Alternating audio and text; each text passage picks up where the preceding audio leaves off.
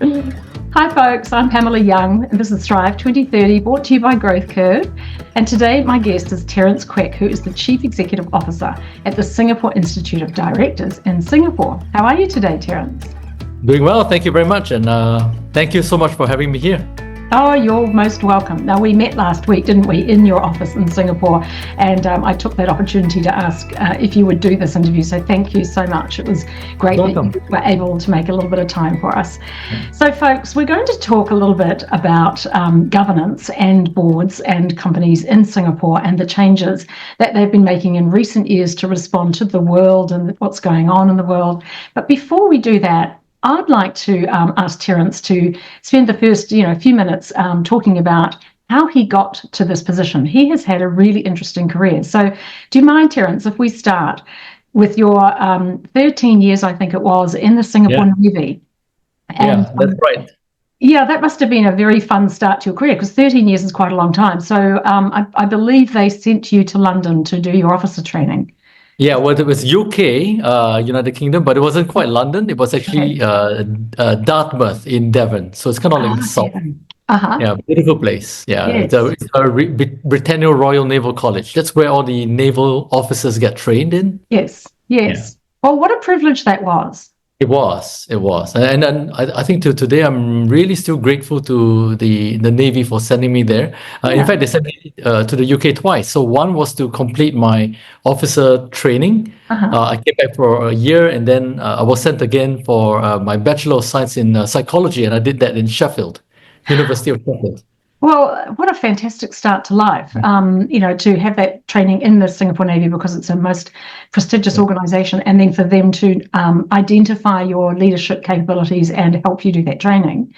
And so having had that experience in the UK, then did you come directly back to Singapore? I know you then went into I did entrepreneurial activity. So tell us what it's all about. No, so after the studies, I came back, and because I was on a contract with the Navy, so including the years spent during my studies, the entire duration of my career with the Navy was 13 years. Yeah. So immediately after the university, I came back, worked with the Navy, so essentially doing different roles. So from a navigator role to communications officer role, right through to executive officer role, and then I was posted to the headquarters, where I got to meddle with corporate communications. No idea what that was at that point in time.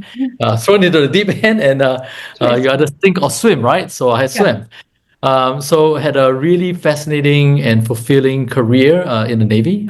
Completed my contract, and then I thought, gosh, what's next? So I decided that the most transferable skills at that point was really my stint as a part of the corporate communications team.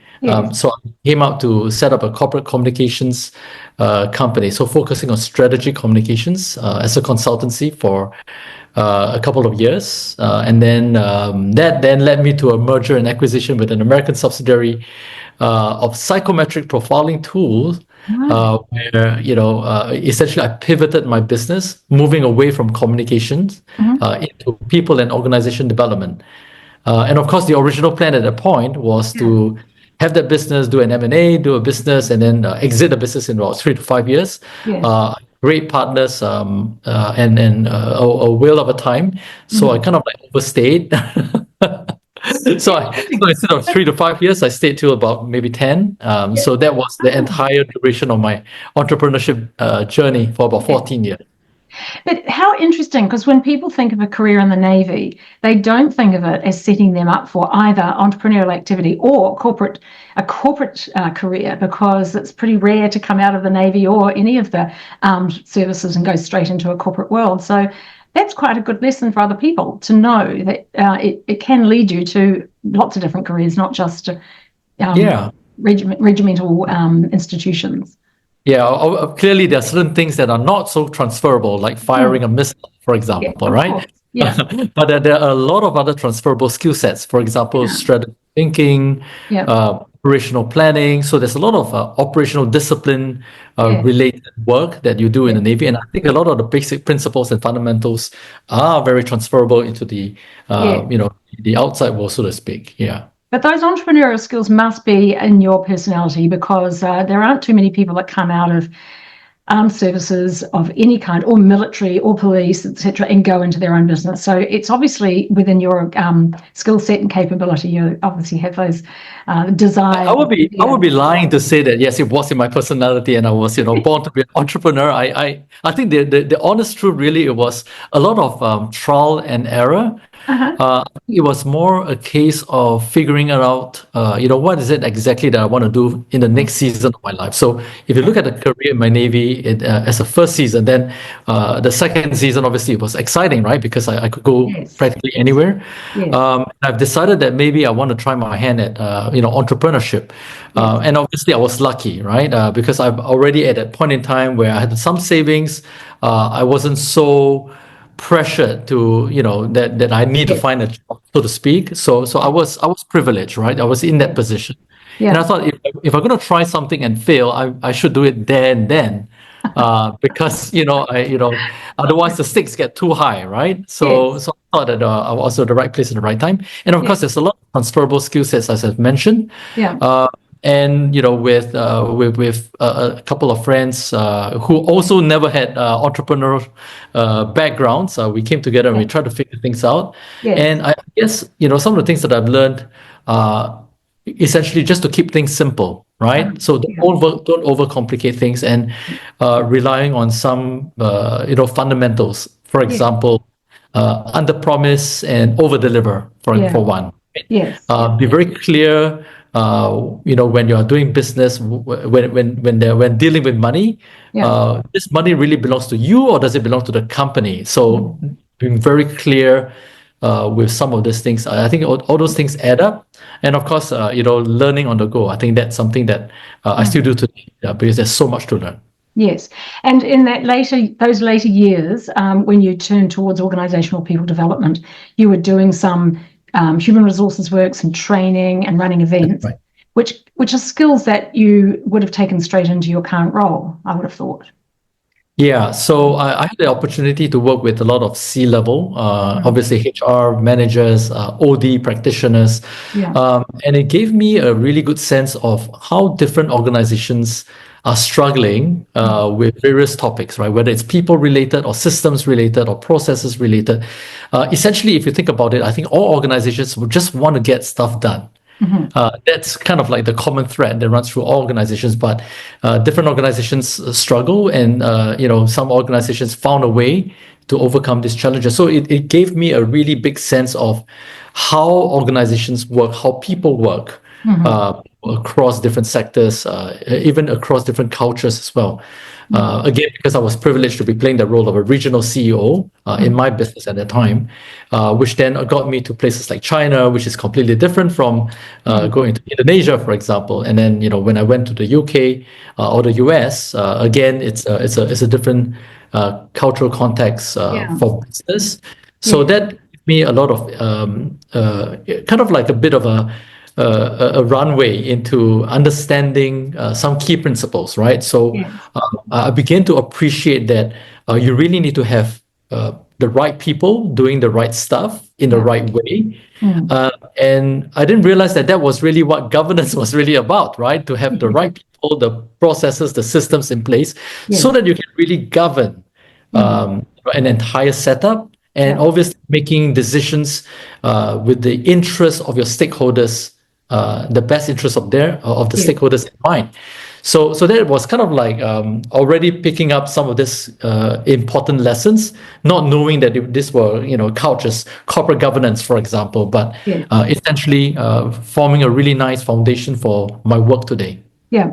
And the segue from your 13 years in entrepreneurial activity and the position that you're in now as the CEO at Singapore Institute of Directors, what came about when you decided that you would like to learn more about governance to support the businesses you were working with, and you embarked upon the governance course at SID, and exposed you to people on the board who I think invited you to come into the role.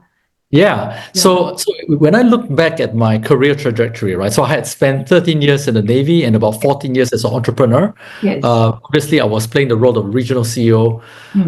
So then the question is, what's next? Yeah. Right. So obviously there are different opportunities. I could join a big MNC, for example. I could start another business. So there were different opportunities out there. But what really intrigued me was that I had a lot of interactions with the C level and below, but I had really little interactions with the board at that point in time. So I thought that was kind of like a fascinating area. So prior to exiting from the business, which was all planned, I've already made up my mind that, maybe one day I should become a professional director. So go sit on somebody else's board. Okay. And that's the reason why I signed up with Singapore Institute of Director as a member in 2020. And I went back to school. So I decided to take up an executive diploma in directorship just to make sure that I'm covering all the bases. I'm building myself up with knowledge and the skill sets, preparing myself for that portfolio career as a director. Yeah. And of course, along the way, the then chair of SID gave me a call and said, "Would you like to consider coming into the organization?" Hey, it was something that I was already planning to step into. Phase I was planning to step into wasn't quite exactly what I was looking out for, but it was interesting enough. And I thought, since I was already coming into this space, I thought this is a really, really nice opportunity for me to contribute, to learn a lot more. So, which is why I said yes. Yes. Now, as you know, I lived and worked in Singapore many, many years ago, 20-something years ago. And the changes in Singapore leadership, management and governance in that 25 years has been enormous. And today it's just so progressive and, we all know that there's 1/3 of the Singapore population of 6 million, about 1/3 are foreign residents. And I know there's a large portion of them which are domestic workers, but a significant number are foreign companies and foreign executives and entrepreneurs doing their thing there.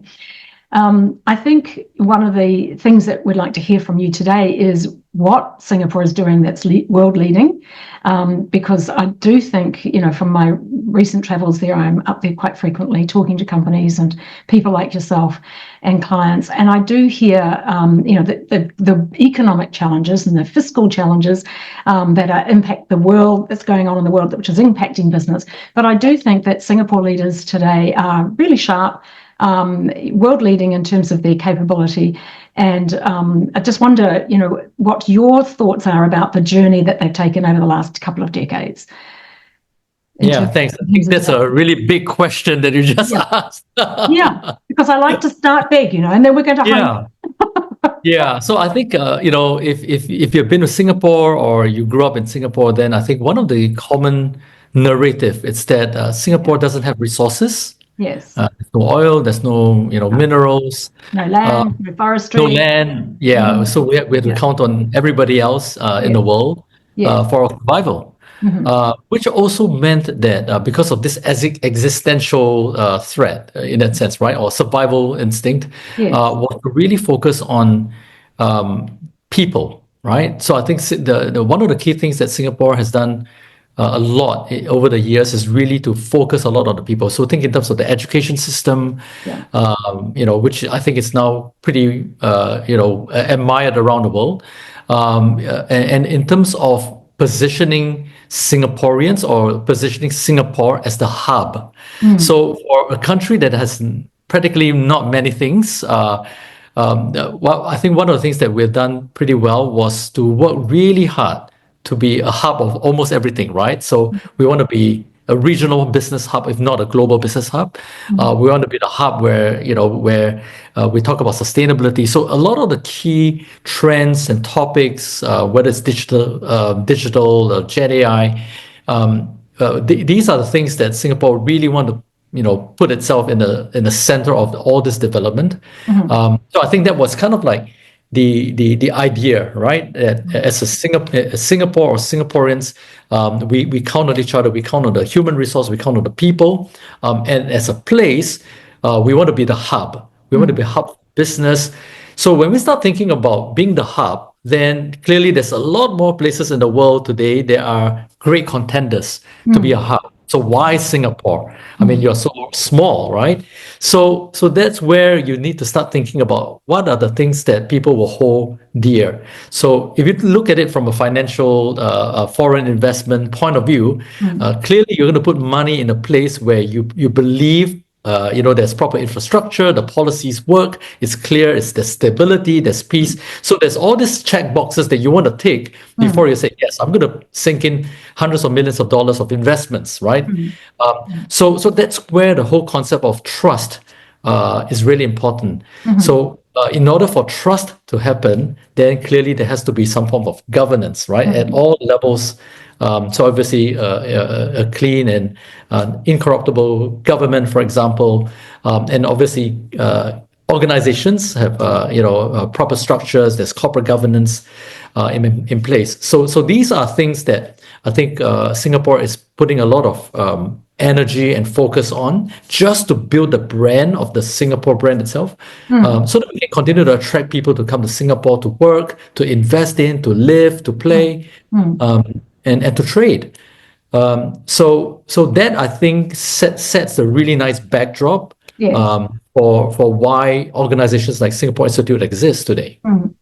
That's a really great introduction to doing business in Singapore for those who haven't ventured out yet. In Australia and New Zealand, with businesses I'm working with there, and encourage them to come to Southeast Asia, because Southeast Asia has high growth, between 3 to 6%. Most of the Southeast Asian nations have growth opportunities for foreign companies, don't they? And down under, and even throughout Europe and America, most of the Western countries are lucky to have 1% growth, and that sort of trying to get back into 2+, but it's going to be a while. So that's why I was keen just to discuss what is it that Singapore can offer businesses. So instead of dismissing Asia and going straight to the other Western nations, to consider coming to Singapore and other surrounding nations. And you're right, it is a hub. It is safe. The politics is, very similar to our own. The colonial background is helpful for people.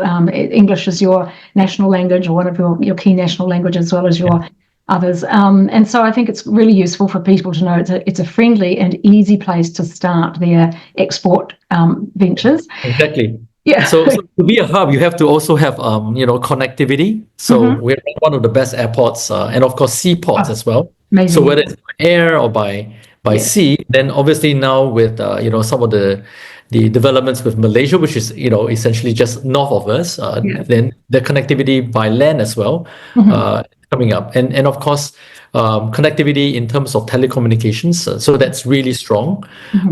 And I think what the government has done as well is to really invest into some of the other infrastructure. So for example, we have like the Biopolis, we have the Metropolis, and things like this to try and bring industries together. So you have the R&D, the research and development, you have the buyers, the traders, all coming together as a way to form a really powerful ecosystem. And really want that. So that's something that I think that Singapore has to offer.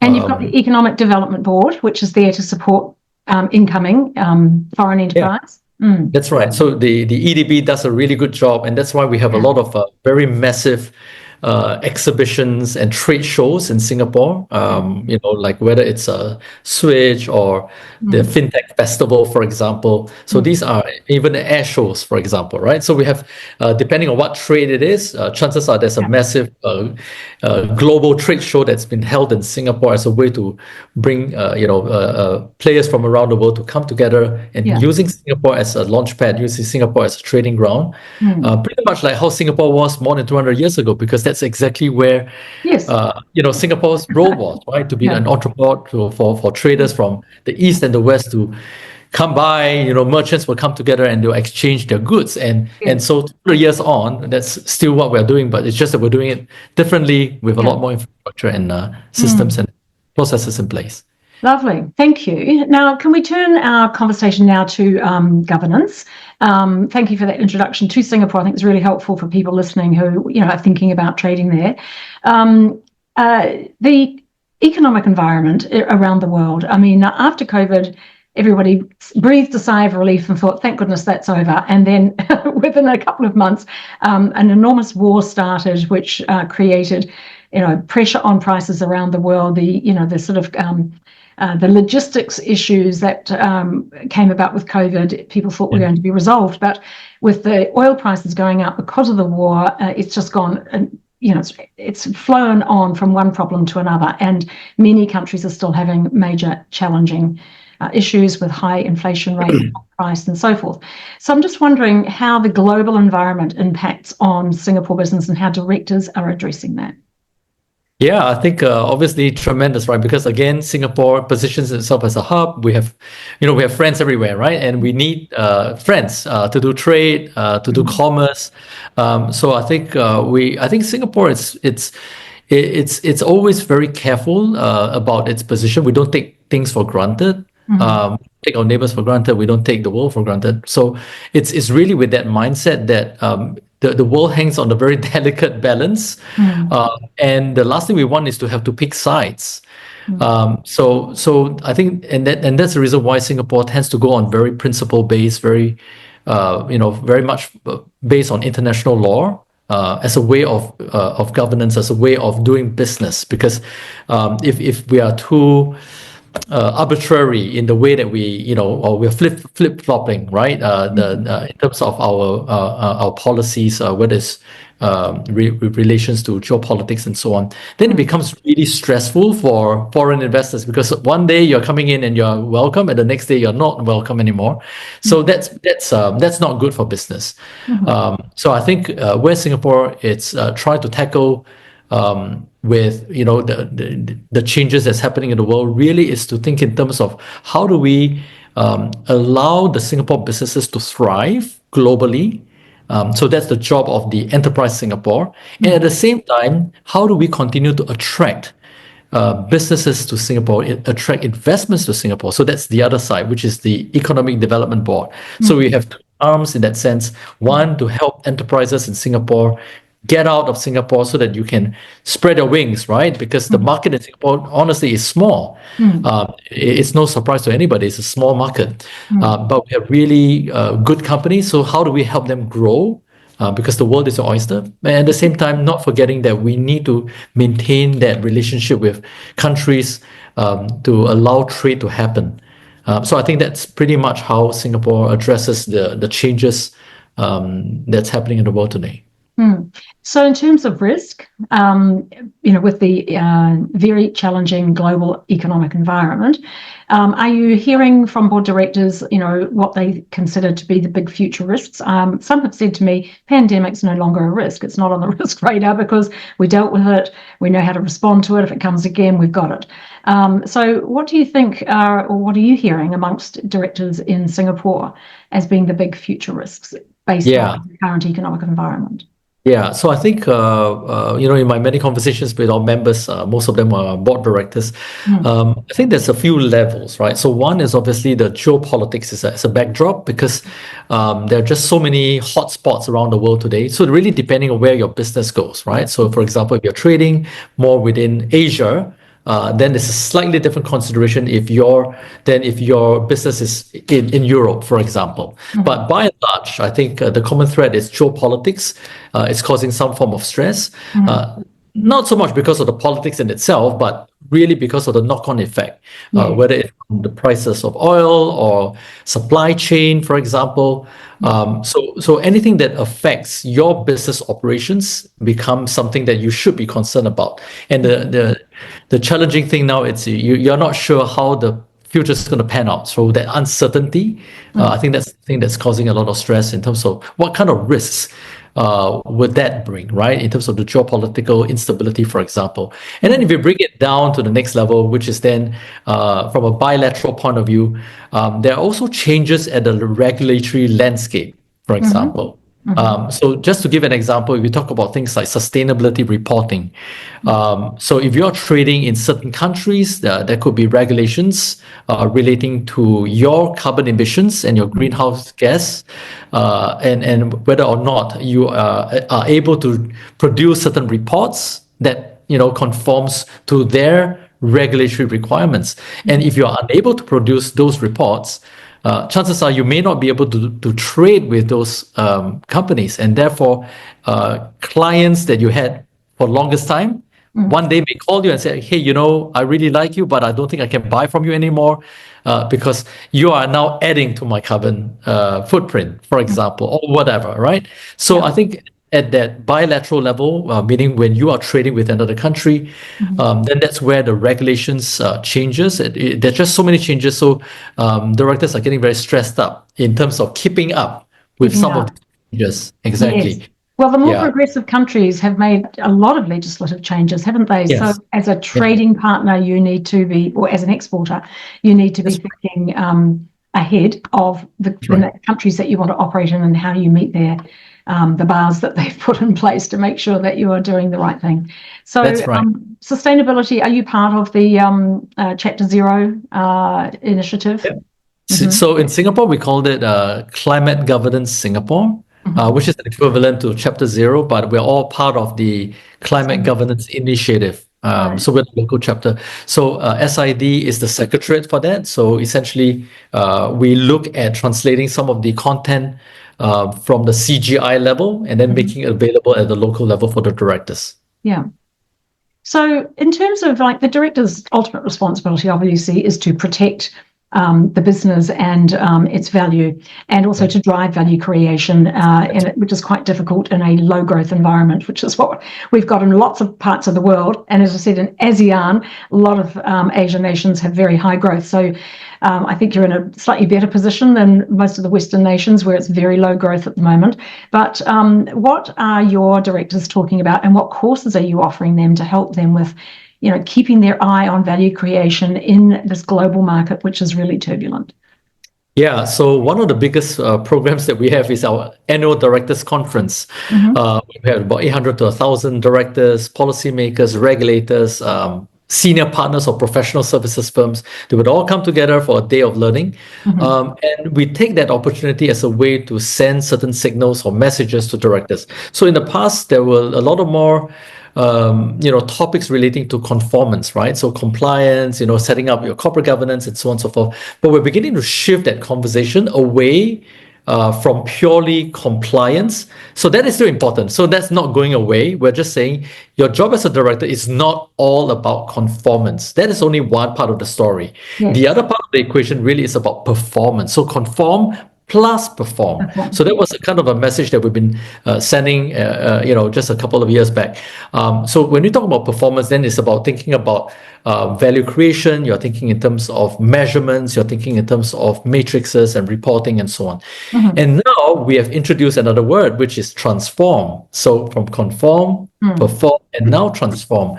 So the idea of transformation really is to tackle three broad focus areas, if you like, right? So in the space of digital, for example, and of course, digital is one small word, but it's a huge umbrella for many things, including digital transformation to Gen AI, to cybersecurity. And then in the next couple of years, people are beginning to talk about quantum computing, for example, and what is the impact on your business, for example.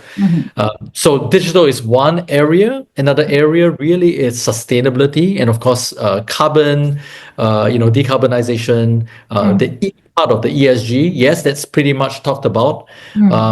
We are also beginning to get people to focus on the S, which tends to be a bit more nebulous, right? So it's difficult to define the social aspect of ESG. So that's another conversation that's coming up for directors. And of course, we decided to also single out one area, which is human capital. So again, we are looking at the changing phase of the workforce. I think baby boomers are exiting the workforce, and then Gen Zs are coming in. So what does that really mean for companies, both in terms of the clients, the buyers, but also in terms of your actual workforce? The work ethics, what the expectations are, the social norms. So these all have impact on the company's operations, which therefore becomes the concern of the board as well. Do we have the right people to do the job that needs to be done so that we can continue to preserve and enhance the value of the organization? So if you think about these three big buckets, right? So digital, human capital, and then sustainability, and then layering over it, conform, perform, and transform. That's pretty busy for absolutely. really think about. And we're not even talking about the other topics yet, right? So, but these are kind of like, I think, what's keeping directors busy or awake at night these days, really thinking in terms of what are some of the strategies, or before that, what are some of the risks that each of these big buckets are bringing to my business? And also at the same time, what are some opportunities that these big buckets are bringing to our company? And based on that, then what is the kind of strategy that we want to put forth for the organization? And when we talk about strategy, are we talking about 3 years, or are we talking about 25 years? So again, that's another layer to put it on. And on that note, though, which is about, the sort of human capital and the need for understanding, the global audience, what is the diversity like on Singapore boards? I expect that Singapore companies are mostly Singaporean, but the global businesses that have bases there and boards in Singapore are possibly more multicultural. Is that an assumption that's incorrect or not? I don't have the data to show, I don't think we have actually studied the data of the number of non-Singaporeans. But then again, the question is, what is a Singaporean, right? So are we looking purely by the question? Yeah, because you've got 1/3 population is foreign. Yes. That's right. So I mean, we have so many different ethnicities in Singapore. Yes, clearly, the ethnic Chinese population is slightly larger simply because that was how it was. When you start looking at different companies, and again, we have a lot of foreign investment companies in Singapore, right? So I would say that the makeup of the boards could vary. But more importantly, I think it's more cognitive diversity that we should really be thinking about, more so than just the cultural or the ethnic. But I mean, that's one important diversity, to consider. But we really are pushing more for cognitive diversity as a broader sense. So when you start thinking about diversity, can we think about constituting your board with different types of diversity? So it's not just the typical gender diversity, male, female, right? And it's definitely not just about how many of them are Singaporeans versus non-Singaporeans. So that's another dimension. But could you have more dimensions that you're really looking at? Simply because I think the world is just getting more and more complex. That a board really needs to be well constituted so that it can be fit for purpose to really think about, what are some of these trends that's coming up to help the company steer into the future. Yes. And so what is the diversity profile of your audience and your membership base? So I would say that pretty mixed as well, because we do have a lot of employees from multinational companies, so expatriates who are based in Singapore, and they could be employees of a huge MNC that's regional headquarters in Singapore, but because they're here, they have to set up a company that's in Singapore, and therefore that particular employee, who is probably a senior executive, is now a board director of that subsidiary company in Singapore, and they join us as a member. Yes.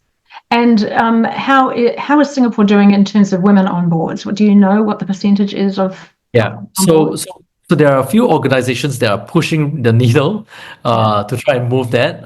So I think the Council for Board Diversity is one. The Singapore Council of Women Organization is one. Of course, Singapore Institute of Directors, we're doing our part as well. So I think there really isn't a target per se, but the aspiration is to have 20% of the boards to have women by 2020, and then 25 by 2025, and then 30 by 2030. So I think we're almost there. But to me, it's again going back to the point of, yes, it's good to have that gender diversity, but the last thing we want is to turn this into a checkbox exercise, right? So, I just need to make the quota. Let me bring in a woman, for example, because I think because down under they did put the pressure on boards to report on women, probably more than 5 years and up to 10 years ago, quite a long time ago, and they've been reporting on women on boards and also in leadership for some time, and it does move the needle. Yeah, so I feel that so I think there are different ways to get this moving, but Yeah. I feel that whichever solution that whichever jurisdiction decides to take, Yeah. I think we really should be focusing on the spirit more so than the letter, because I think inclusivity is more important than diversity per se, right? So I remember an example that somebody gave. You can have a board of 10 people. 7 of them are men and 3 are women. So that's great because it looks like you have diversity. Yeah. But guess what? The major decisions are made by the 7 men over drinks and whiskey, and they completely left the 3 women out. So you have diversity on the board, but when it comes to decision making, inclusivity isn't quite there, right? Oh, okay. If that's the case, then are we just following the letter, meaning I'm just trying to meet a quota, I'm putting a check into the box, or do I really appreciate the fact that cognitive diversity in all sense really helps the organization, and therefore I'm going beyond the gender. It's a very deep cultural challenge, isn't it? Because, as I said, I was working in Singapore and living there in the late 90s and early 2000s, and the changes in women from that time till now is huge. They are holding many more leadership positions, and not only are they holding the positions, but they're very confident, very forthright, very articulate, and they see themselves as equals in the workplace. However, and what you've just described about men making the decisions perhaps on the golf course or over a whiskey, late in the evening, and the women might not be there. I think these are some cultural challenges which need, catching up a little bit. So it's interestingly, that example is not of a Singapore company. Which example? The example that I gave you, right? Where okay. So my point being, this could happen anywhere. It can. It's not a cultural thing per se, right? It's not about Singapore. It's not about any other country. But I guess my point is, when we start thinking about things like diversity, we need to understand what is the whole point of doing this, right? So if the spirit is about cognitive diversity, and it's not just about checking the boxes, then we are going to be focusing more on inclusivity, more so than just superficially having the right numbers on the board. Yeah, look, all around the world, there are still challenges with getting the right balance, cultural balance and gender balance, diversity profiles. But the other challenge is also how people come to be on a board. The old boy network has been blamed for picking people to, putting their friends on the board. And I've heard so many board directors and chairs say to me, "Oh, we've got a vacancy, but I know who I can get. I've got somebody up my sleeve." And they're thinking about reaching into their own network. A few months back, I was talking with one of the global search firms who does a lot of board placements, and I asked them about that criticism that chairs were still inviting people on, or that they knew. And in Australia, their estimate was that search firms down there only placed 14% of all positions on big listed company boards, which is a very small percentage. And you would expect that on big listed company boards that they would give it to search and do a broad sweep of the market, not just in Australia, but regionally, to find the best talent. Do you have a sense of what that looks like in Singapore? Are people reaching out? Are they using search firms, or is it still the old? No, I think it's pretty similar, not just in Singapore, because some of our counterparts around the world are saying the same thing. I think generally boards are still looking to people that they know, and it's understandably so, right? Because putting somebody on your board is a big thing, right? So clearly trust is important. That sense of familiarity is important. You want to know who this person is before you invite them through the door. So we are really up against that, right? I think that's intrinsic here. It is a basic human nature, right? You would invite somebody that you're very comfortable, you're familiar with, into your room.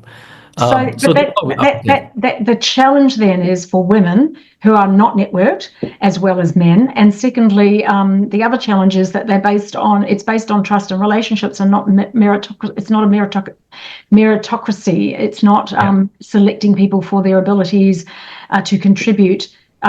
Diversity of thought, to bring in knowledge about sustainability and climate change, to bring in knowledge about technology and AI. If they're still looking for people that they know and trust, then that, is a challenge, isn't it? Because they might not be looking for people with the skill set and experience that they should have on those boards. So I would say that directors who are more familiar with some of the content that we have because they've read some of our, like for example, our corporate governance guides, because we do have guides, including succession planning, best practices. So we have tons of resources. So if board directors are a little bit more in tune with the content that we've been putting out, they would definitely have resources to guide them in terms of how do you think about succession planning? How do you think about board compositions?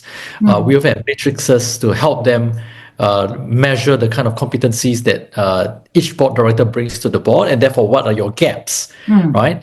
Or if they are plugged into our ecosystem, then chances are there'll be a lot more buy-in to the idea of, hey, maybe I really need to expand the search. So some of the key messages that we've been putting out to our network really is, look, at the end of the day, it's your choice, right? It's your board, you make the final call. But before you decide that you only want to look into your phone list, right, and who is in your telephone book, why don't you give others a chance? So cast your net wide, right? So reach out to search firms, reach out to, we run a board matching service, right? So anybody who's looking for a board director gets a chance to tap into my entire membership base. So at least put that into your process so that you kind of like have a bigger pool to select from as opposed to a much smaller pool. So that's kind of like how we're encouraging some of the board chairs to do that. And I think it takes time. With every meaningful endeavor, it takes time. So I think it's going to take some time before we see a massive change. Like I said, this is a kind of similar situation that we're seeing here in Singapore, as you have mentioned in Australia or elsewhere. Now you have had a change in Singapore to your legislation requiring people to get off the board after 9 years, making that the sort of, the limit. How is that going to change the landscape? Well, I think it has already changed the landscape because clearly, there's a whole group of directors who have been there for more than 9 years. They had to step off. So because of that, there was already that renewal. So I think there was a huge number of board directors that got onto boards last year. And hopefully that continues, right? So it's the spirit again of the director independence that we're looking for, right? When you're looking at a board. So actually, board directors can continue to stay on the board. They don't have to get off the board. It's just that they can no longer call themselves independent director. So that's what it means. So if a company still values your contribution, for example, they can appoint you as a director of the company, but it's just that you cannot be appointed as an independent director. So that's what it means. Been there too long. Okay, good. Now, you had, as we discussed earlier, a very extensive entrepreneurial career, and I'm wondering what your advice is to people who are owners and entrepreneurs of their own businesses who don't have a board, but they've got to a size now where their business is quite complex. They might be exporting and importing. They might be of a size where they think that they need some governance support and some strategic support. How would you advise owners and entrepreneurs to set up a board or to invite people to create a board for their business if they haven't got one and they're looking to it? Do they come to you for advice? Do they come to you and do the course? How do they find their first board?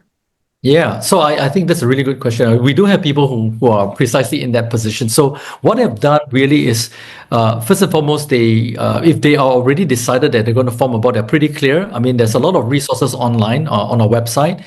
They can read, and so that they get a good sense of, they've been speaking to different people, for example. So if their starting point is they already have an idea that this is the kind of board that I want to constitute, I want to form, then all they have to do is to engage our board appointment services, because then that's where they tap into our entire membership base. They can then just sieve through who are the people that they're thinking about inviting onto the board. So that's for people who already have a pretty clear idea about what kind of boards and what kind of board directors they're looking for.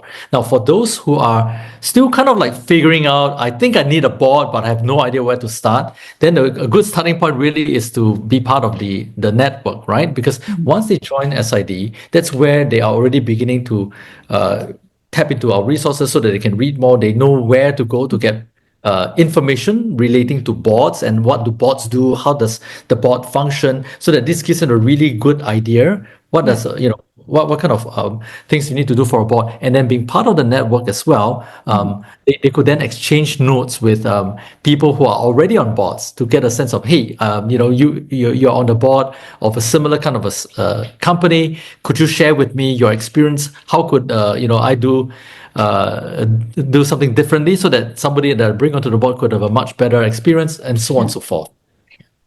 Yeah, I think what I'd like to explore, though, is the culture of the board that they want to create, because young entrepreneurial businesses have a different requirement than a very established global institute. What would be the cultural requirements? Because you've been an entrepreneur, had your own small businesses. What should they be looking for in terms of the style of chair and the talents that they need on a younger board? Yeah, so if I'm a younger entrepreneur, which I'm not, so clearly I need to find somebody who is, who has the experiences that I don't have, right? So clearly I want people with a lot more experience than me. And again, what is the competencies of the board? Because when we talk about board, we're not talking about one individual, right? So yes, you can think about the chairperson, right? So clearly you need to have that relationship with somebody. So there must be somebody you look up to who's successful, who's already experienced as a board chair. Because you could look for an entrepreneur who is very successful, but if this entrepreneur has not any experience as a board chair, for example, then it's going to be a little bit tricky for that person to set up a board, right? So you do want somebody with some level of experience as a board chair, so that the person could set it up in a right kind of a way. So I would find somebody, I mean, if I have a choice, I would find somebody who's quite different from me, precisely because then that's where I can get the difference in ideas, the difference in perspectives to cover my blind spots, and then have that conversations with the board chair. So clearly, the chair's role is really, really important. And for the chair to say yes to this budding entrepreneur at that stage, clearly there is something that he or she is already planning to give back in a slightly different way. So I would say having that conversation, and chances are it's a bit of a chemistry, right? That once you figure that out, assuming that you already know the kind of backgrounds that you need this person to have, whether it's coming from a sector. So if we put all those things aside, then the rest of it is really just a chemistry. I think you're right. Chemistry is really important on most boards, the relationship between the chair and the CEO. But in a private entrepreneurial business, the chemistry's really got to work, doesn't it? Because they have as you say, they want someone to bring in skills and give them guidance, someone with more experience, and possibly someone with broader networks into other markets. Because as you say, Singapore is really small. A lot of businesses need to export in order to grow. So therefore, they probably want someone who's got some international experience, but also has that breadth of experience to introduce the wisdom that young entrepreneurs need. Yeah, I think the other thing to do is to really draw the distinction between an advisor and a board director. Because when we talk about board director, this board director, in my context, means that this person has fiduciary duty. Yes. Right? But when we talk about advisor, it's slightly different, right? Because the advisor doesn't have fiduciary duties. So that's where, you can have both, for example, right? But in this context, we're talking about forming a board, then it's really figuring out who do you want to bring on board and what is the value that this person is bringing to the organization. Yes. So the last thing I'd like to touch on, Terence, if you don't mind, when I was in your office last week, we had a very interesting conversation about expats who might be posted from London or America or Australia, New Zealand, wherever, or other parts of Asia.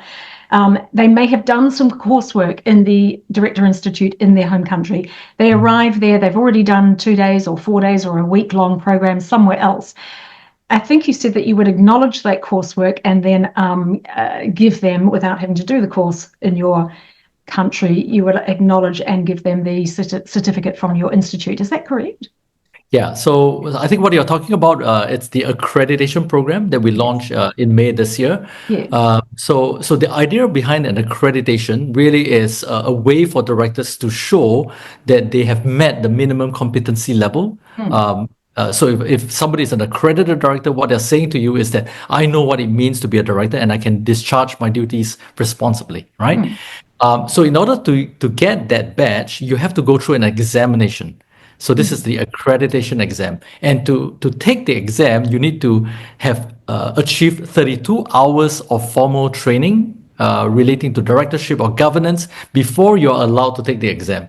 The reason why we do this is because we don't want anyone to just jump straight to take the exam without having gone through any sort of formal training. So I think what you're referring to is the fact that well, over time, because we just launched this, so the bigger plan is over time we will add more and more programs that individuals may have had taken before, whether it's in the UK or in Australia, for example, and then they will be qualified to take the examination. So they don't have to take the SID courses in order to qualify to take the exam. They could just show us that they've gone through an AICD program or the NZIOD or the UK IOD program, and then they can qualify to take the examination.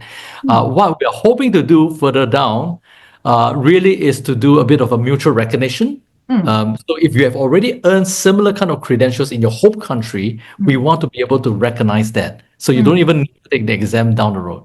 Yeah, that's great. It's much further down the road. So this is work in progress. World. Yes, super. Yeah. Well, that's good for everybody to know. For people who are working in the region, have already made a start, and they can come to you and complete their qualification there without having to repeat it. So that's really good. That's right. The very last question I ask everybody is, if you were this chief executive, if you were appointed in the future to be the chief executive of the world, what would be on your agenda to address in the first 100 days? Wow, that is a very big question to ask. I like it. It's a goodie, isn't it? Well, I would say, because if I'm the CEO of the world, I guess my question is, who are my board directors, right? So that would be my first question. I may want to constitute the board. You've got carte blanche authority to put whatever you like on your 100 days, just to address the problems, Yeah, I guess I would look at what is really happening at the world, what is happening in the world or to the world at that point in time. Yeah. As a way to figure out what are some of the priorities, right? So I wouldn't rush in to do anything in the first 100 days, but it's really figuring out what are some of the pressing needs from around the world, because clearly, we're looking at the world. So really understanding what is happening in the world at that point in time, and what is the trajectory if we kept going. So in other words, if I didn't intervene, nobody's intervening, we just let nature take its course, where is the world ending up, in the next 5, 10 years, for example, or 50 years, for example. And then is that picture a bleak picture or is it a bright picture? Because if it's a bright picture, hey, I may have the best job on earth because I don't have to do anything because the world is already on track, it's heading in a perfect, great direction. I just need to maybe set some guardrails, do some encouraging of the behaviors that are working. But if the world is heading in a negative direction, then I would have my work cut out for me. So that's where I begin to prioritize.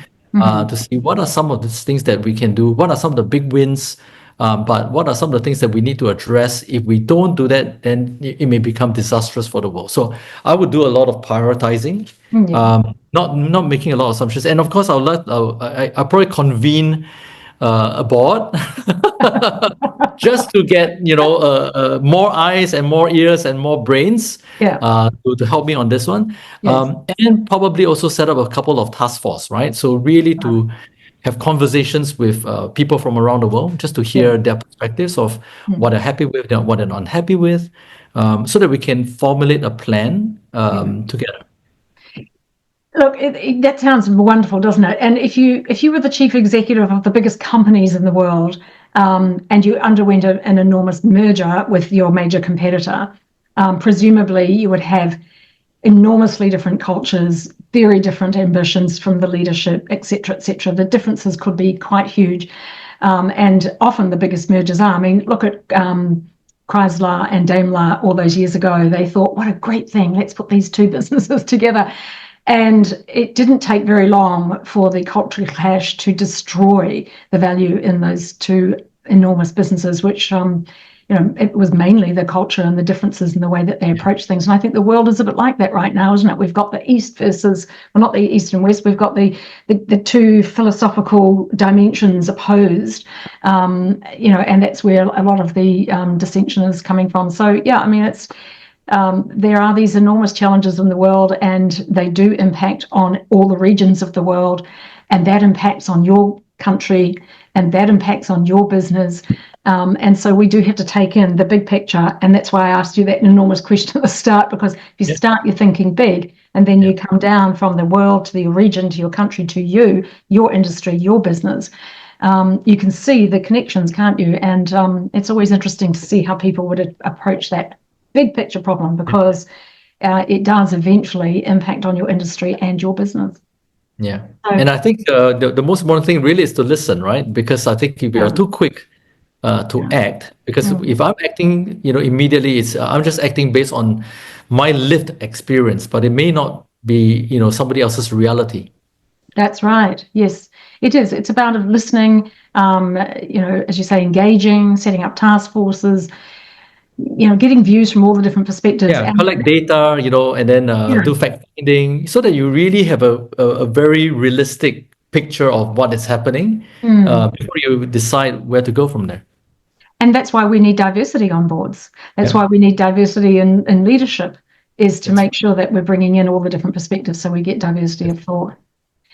Hey, Terence, it's been so great to speak with you again. Thank you so much for agreeing to squeeze this into your day. I know this is the end of your day, and you've managed to squeeze it in for me before Christmas, which I really appreciate. And it's been so encouraging to hear about, the progress in Singapore. It's really great for people who aren't operating in Singapore yet to, hear from you about how it is set up. It is, moving to a new country, to export to a new country, is always going to require focus, strategy, great business plans and funding, and then get your supply chain sorted. There are steps to go through. But if you do it in a place like Singapore, where it's set up and it's open to encourage people to come and do business there, it makes a big difference. It makes it a lot easier. So thank you for sharing that, and also your thoughts about boards and governance and where that's at in Singapore and your part of the world. So I just want to wish you all the best in your career. So 13 years in the Navy, 14 years in entrepreneurship. So you'll be governance for another 14 probably. Why not? We look forward to seeing, the rest of your trajectory, and wish you all the best. Thank you so much for helping out today with your great insights and sharing your views. Thank you for having me. Appreciate it. You're most welcome. We'll see you again, Terence. Bye for now. Bye.